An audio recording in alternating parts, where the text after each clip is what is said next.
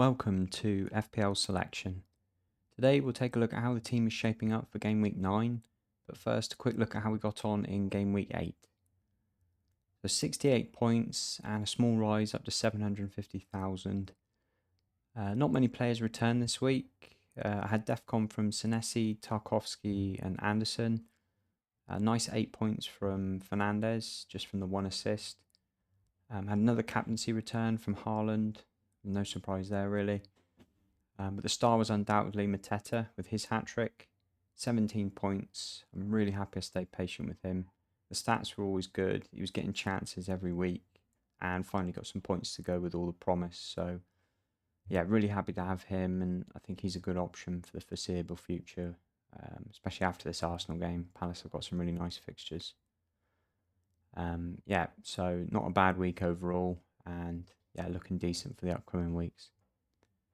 So looking ahead now to Game Week 9, I had 2 free transfers coming into this week, and I've already used them actually, and brought in Saka and Enzo for Salah and Anderson. Saka's looked back to his best since coming back from injury, and Salah's just looked really off it so far this season. I think after 8 games, it's clear to see that he's not quite at the level of last season, and he's not really contributing. So he's just definitely not worth 14.5 million. It's not worth keeping someone that expensive in the team if they're not going to perform every week. I've brought Enzo in because Chelsea have got a really nice run of fixtures over the next 4. For the rest of the year, it's looking pretty good for them as well. So Semenyo will have to wait another week. I've also got Gabriel and Munoz in mind for the defence in the coming weeks. But again, they can wait a couple of weeks. I think they're playing each other this week. So, yeah, no panic there. So, moving on to the team. Pope is at home to Fulham. Now, Newcastle is still statistically the best or second best defence in the league, behind Arsenal. Home game for Newcastle. Defensive stats look really good this season. And Pope has been probably the best keeper in fantasy so far. He's picked up a lot of save points, obviously a lot of clean sheets. I think that's 5 so far this season. So yeah, he's just a nice steady pick at 5.2 million. You can just play him every week and you've always got a good chance of a clean sheet, especially with Fulham, not free scoring at the moment. So yeah, good chance there of a clean.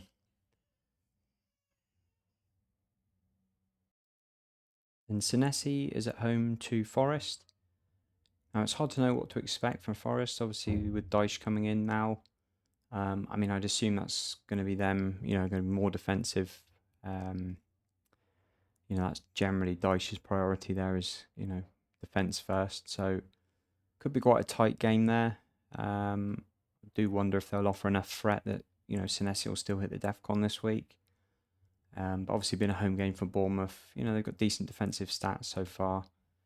And if Forest do go defensive, it's probably going to limit their threat going forward. So, yeah, a good chance of a clean sheet here. And, yeah, maybe if there's going to be a bit of direct play from Forest, there might be, a good chance of DEFCONs as well from headed clearances and the like. And Tarkovsky is at home to Spurs. Now, he's been very good for the DEFCON this season, Tarkovsky, but Everton's defence has, not been that good so far. Only 2 clean sheets, and they were quite lucky, to be honest, the couple they've had. Branthwaite is going to be out for a while still. He's had problems with his hamstring now, so it's still going to be Keane alongside Tarkovsky. Obviously not ideal. It's a much weaker defence without Branthwaite in it, so really relying on DEFCONs. Spurs have been quite direct this season with the play, so that might give them a good chance of, getting plenty of headed clearances and get him, on the DEFCON again. But yeah, I think not too hopeful there for a clean sheet. But that's obviously why we pick these DEFCON defenders, is multiple chances to get points. So yeah, he might be going quite soon. But yeah, happy with him for now anyway. Just quite expensive, I think, for what we're getting at the moment from Everton defence. And Lacroix is away to Arsenal. I think Lacroix has been quite poor on the DEFCONs recently, so this will be a really good test, up against a good Arsenal side. if he can still put up the numbers or whether I need to move him on in the next few weeks for a different Palace defender. He's always a threat at set pieces. So, there might be something in it for him here, but Arsenal have been very good this season. So, I'm not hopeful of a clean sheet here, but certainly there might be a chance for an attack and returns anyway from a set piece. And moving on to the midfield, Saka is at home to Palace. Now, as I was saying earlier, I think it's going to be quite a tight game, Palace and Arsenal. Both, very good defences so far this season. Saka's looked really good in the last few weeks. He seems to be back to full fitness and top of his game again. And, he's one of those players, you just put him in and keep him the whole season. He's going to keep ticking over with points. Should have had more returns against Fulham. He got 2 bonus without even getting a return, which was, how busy he was in the game, creating chances for people. So, home game for Arsenal, you're never going to write Saka off. You'd imagine he could get something in any game, really. And Fernandes is at home to Brighton. Now, we had the 8-pointer last week off just 1 assist, and I think that was a nice little reminder, why we want to own Fernandes and keep him for long periods of time, because he can come up with those games where 1 assist and he's got 8 points. If you keep him for a long run of games, he will average well over the season. And, any home game for United, they're always going to create some chances. And Brighton do have a decent record against United over the years for the last few seasons. So, yeah, it's a difficult game to call, but I think, any home game, Fernandes always got a chance of returns. And, the way United are playing at the moment, it's, a lot of confidence in the team. So, yeah, quite confident there on Bruno Fernandes to get something. And Reinders is away to Villa. Reinders has been quite frustrating recently. He's still putting himself in the right positions and he's there and thereabouts. But after that early sub last week, it's a little bit worrying. You never know. He might go on a run now where he's going to be benched every week. So, yeah, we'll have to see if he starts this one. But I think he is definitely due some points. Like I said, he keeps putting himself in the right positions. He put one on a plate for Doku last week, who should have scored. I think because of his price, he's only 5.7 million, I think he is at the moment. So we can afford to be patient with him. He's not taking up a huge budget. And City's fixtures really turn in a few weeks' time. So, yeah, it's going to be interesting to see, how he does against some of these tougher sides and, whether he continues to get the minutes. But, yeah, he's certainly closer to me getting rid of him than being confident of keeping him at the moment. And Enzo is at home to Sunderland. Brought Enzo in next 4 fixtures. I think they've got Sunderland, Burnley, I think Leeds potentially. Yeah, some nice fixtures coming. Or is it Wolves, I think? We're in that 4 actually. But this season he's just looked really, he's always trying to get himself in the box, get on the end of things. He's making those late runs into the box and yeah, it's just he wants to get. You can see he's hungry to score goals. He's on penalties probably while Palmer's out, so Palmer's probably going to be out for at least another 3 or 4 weeks, most likely. So yeah, I think a decent attack inside, some good fixtures, penalty taker.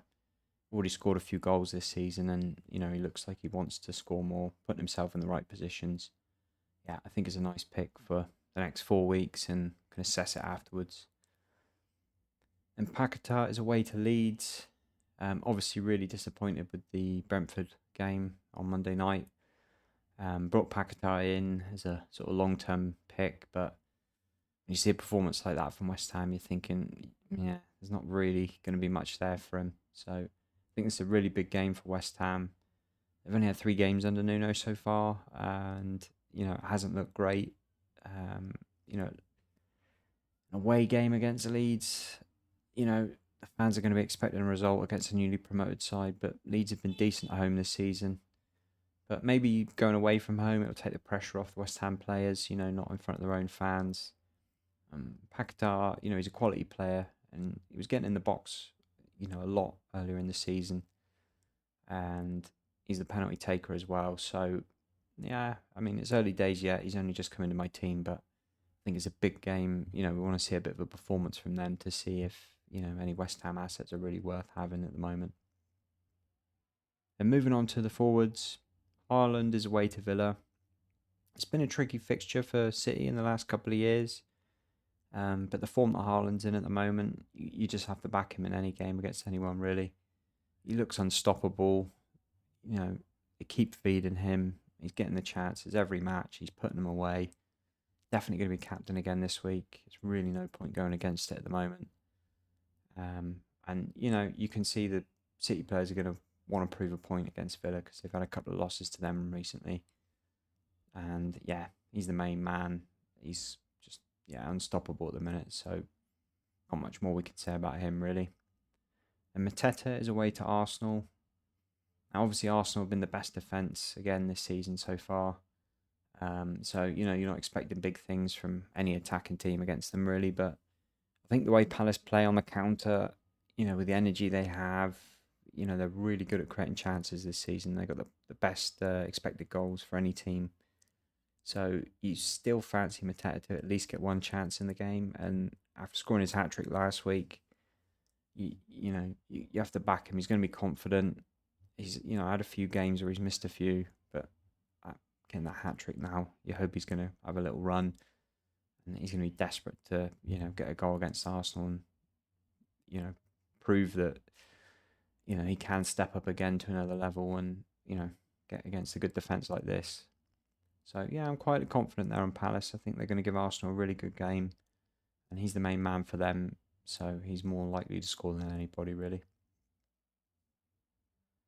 So, in summary, Haaland captain, not really any point going against him at the moment. I think that's just sensible to keep going with him until we see any dip in form from him. Saka will be vice captain, just pure on his reliability rather than the fixture. Could potentially go Bruno Fernandes, but yeah, just stick with a reliable man there, I think, in Saka. So that's it for this one. Thanks for watching, and we'll catch you on the next one.